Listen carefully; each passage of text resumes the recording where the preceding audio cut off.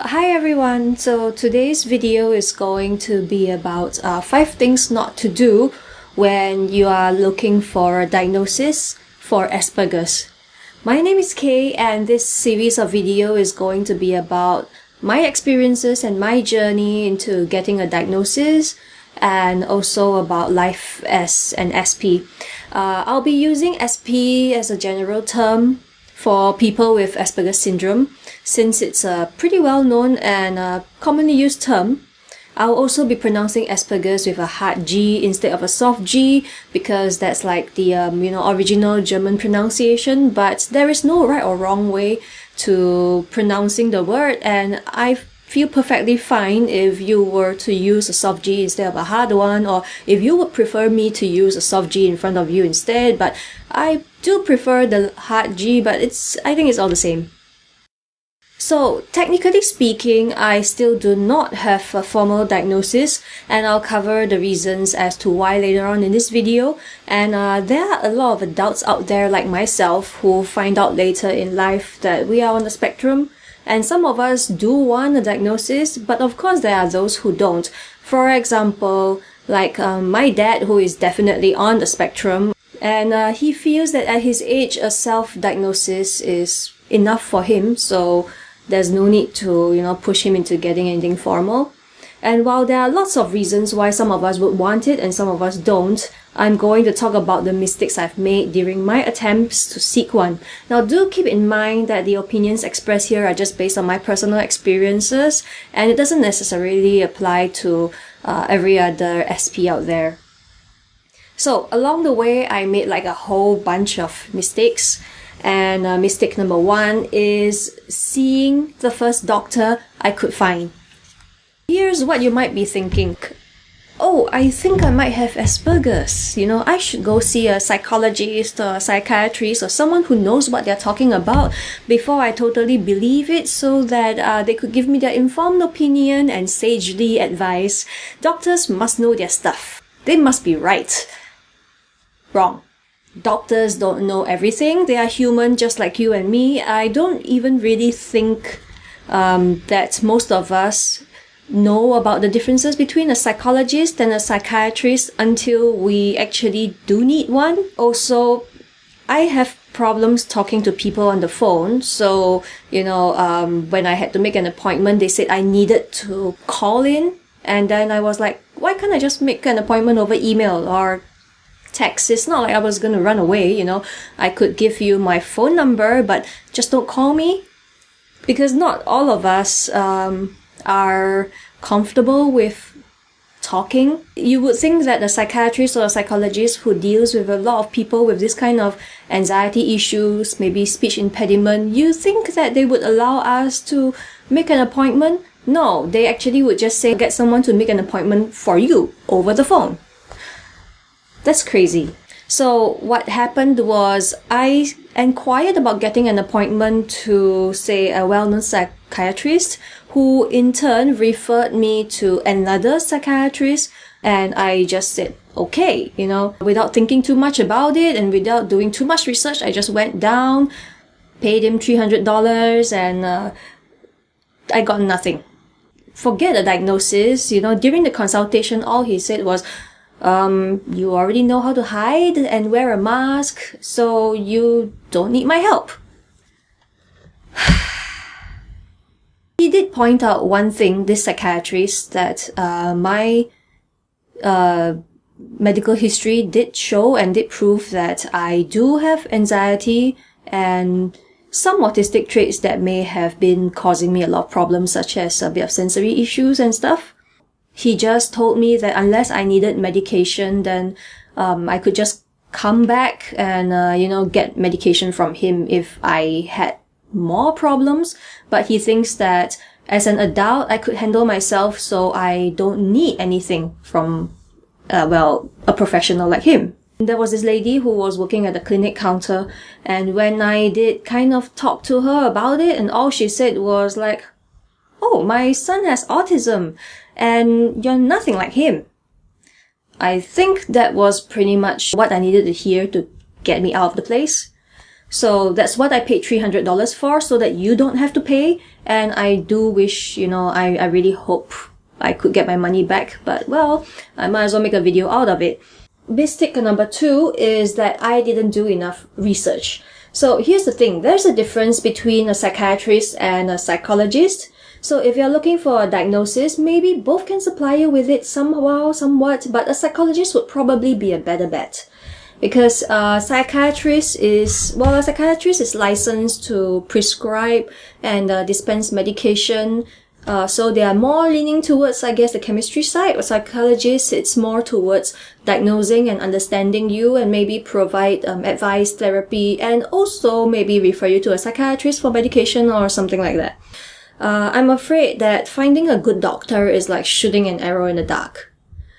Because in the end, you just have to do your own research. And like I said, in this mistake, I didn't do enough research. You can't rely on these medical professionals for your answers. You got to find your own answers first, present your case to them before they can give you what they think about it. Find out as much as you can, because if you don't, you might come across some doctors who don't know as much or who are not that specialized in this, and they will say terrible, crazy things that will do terrible things to your self-esteem, and or even worse, screw up your health by giving the wrong advice or prescribing the wrong treatment, Also, for a lot of us, when we don't do enough research, we will find that we don't feel prepared. And in my personal case, I lack the confidence to stand up for myself, because I'm very easily swayed into thinking that other people know better than I do, because they seem to show so much confidence while I struggle to make a point just because I have to Google everything and back up my statements with evidence. By the time I had my second appointment a few months later, I wasn't going to go in there without research, so I read up as much as I could online. I got ebooks. I read, probably memorized chunks from Tony Atwood's A Guide to Asperger Syndrome. And I got to see also a couple of doctors in between, because I needed referral letters to see a government psychologist. So first I got one from this wonderful, amazing GP that I went to. And I suspect that, actually I'm pretty sure she's an Aspie herself, because she's got the classic signs, like no eye contact, crazy bucket loads of information she would just monologue and throw at me, backed up with facts, evidence. She's really, really keen to help. She has no sense of time or fashion. Most importantly, she doesn't judge. She just listens, and she tries to reason and logically explain why my body works like this or works like that. And she's single-handedly solved a lot of problems that no other psychiatrists or doctors that I have went to have actually solved. So definitely kudos to her. Like, she's pretty much my savior. Okay, so I got a letter from her so that I could get a letter from government polyclinic to be able to get an appointment to see a government psychologist. Polyclinics are these places where it's huge, hectic, noisy. You gotta wait an hour or two to, sometimes 3, depends on your luck, just to see a doctor and get stuff done. It kind of worked out and not worked out, because I had to explain everything all over again to the doctor and tell him why I think I'm on the spectrum, but I was having a bit of difficulty, so I just showed him the letter and I just told him, this is what my GP thinks. I hope that you can just write me a referral letter. That's all I want. And he said this: you can't be autistic. Because if you are, you wouldn't be able to walk into this clinic by yourself. And I was just... So yes, you need to do your research so that you don't believe utter bullshit like that. And that leads to mistake number 3. I didn't prepare my story. So what does that mean? The question any doctor will ask you if you walk into a clinic asking to be assessed or diagnosed or even just getting a referral letter, they will ask you this one question: why do you want a diagnosis? or, something along the lines of, why are you here? What do you want? This is a really terrible, open-ended question in my opinion, because it just drives me completely crazy. Like, I'm forced to defend myself because I'm being judged. Of course, I know it's just standard routine for them, but given my experiences dealing with doctors who didn't believe me when I told them I was in pain, simply because it just doesn't show on my face, I don't have very pleasant experiences with most doctors. I literally do have the scars to prove those doctors wrong. The thing is, every time you step into a doctor's office, you may be made to repeat your entire life story. And so if you don't want to do that again, and trust me, you will be asked to do that again and again and again, which means you need to prepare.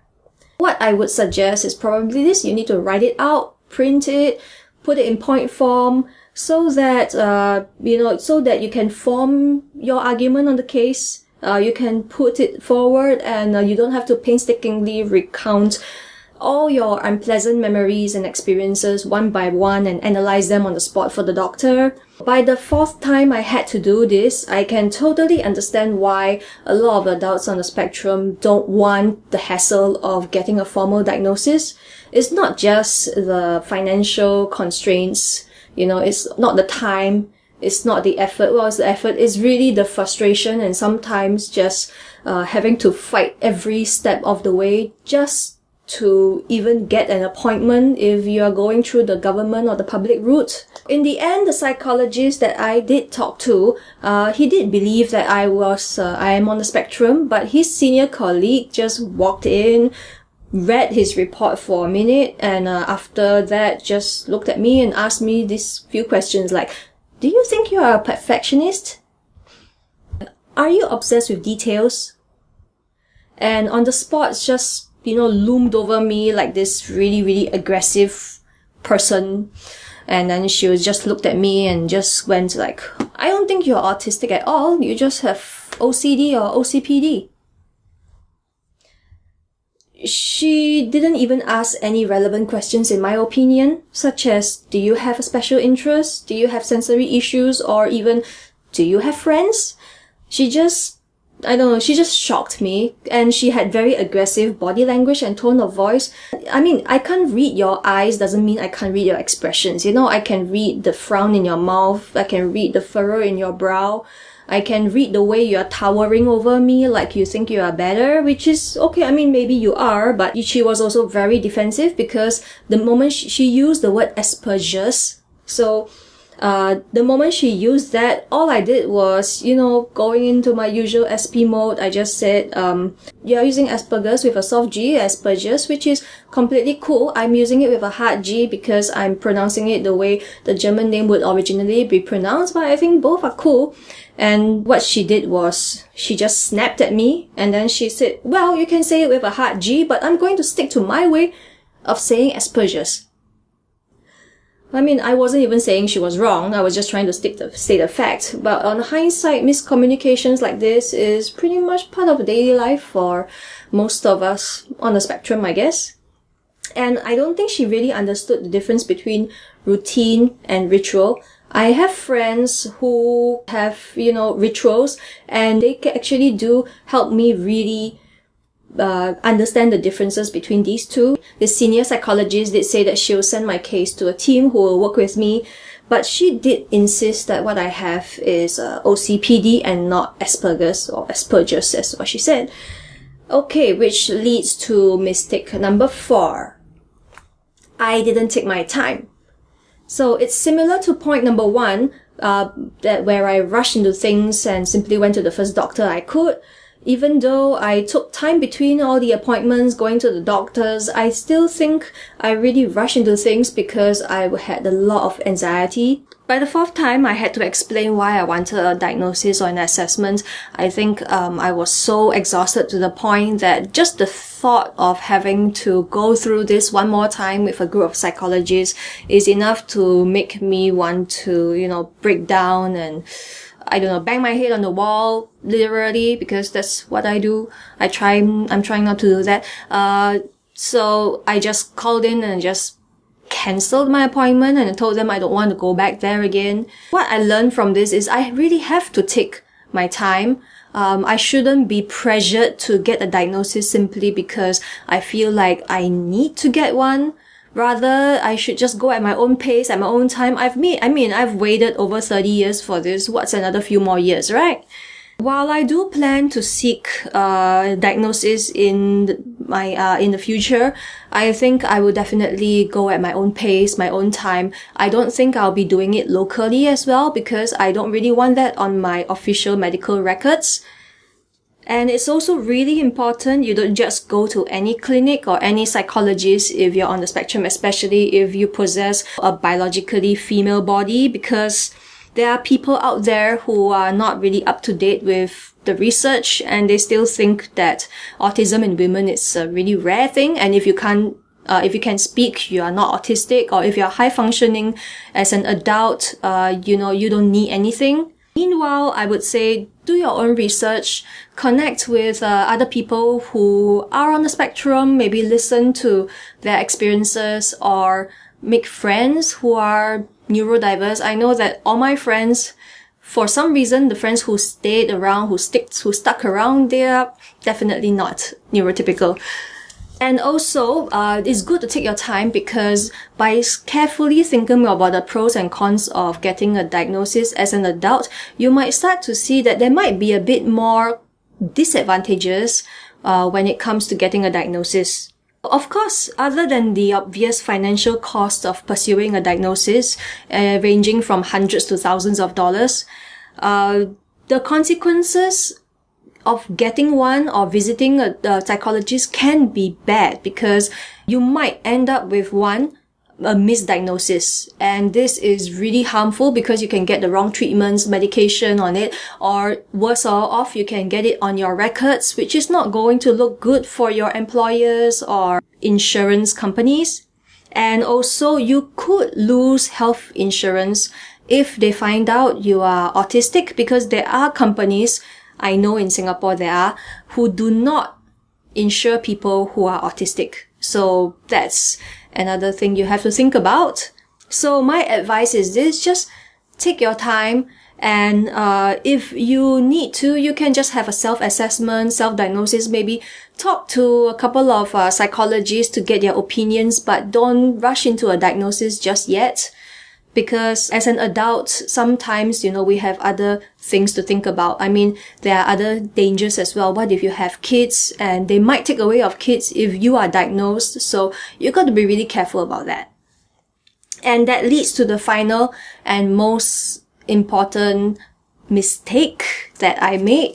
And that is not believing in myself. Now, here's the thing. No matter how good doctors are, they're humans just like you and me. They will make mistakes. They sometimes can make snappy judgments. And most importantly, they don't know you. A doctor, even a psychologist who's talked to you for, say, 15 minutes, half an hour at most, they just know you for that 15 minutes to half an hour. So they can make some judgment about you, but they really don't know how it is, how your brain works. Only you know how your brain works because you lived with it your entire life. Don't give them 100% of your trust. Just take it with a pinch of salt if they say something that doesn't really jive with you. Just keep their advice, take their suggestions, give it a try maybe, but don't completely 100% believe in it like they're God or something, I believe that a good doctor will ask the right questions instead of pushing their opinions on you. And they will make you feel like you've learned something after you walk out of the clinic. You will learn something about yourself and you will feel a sense of relief of getting to know yourself better. And if all you get from consultation or something with them is frustration, and knowing that it doesn't fit you, then it is very likely it just doesn't fit.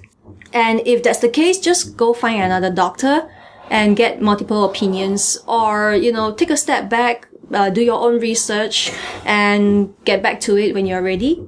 Remember, you're there to seek answers and relief for the problems you have.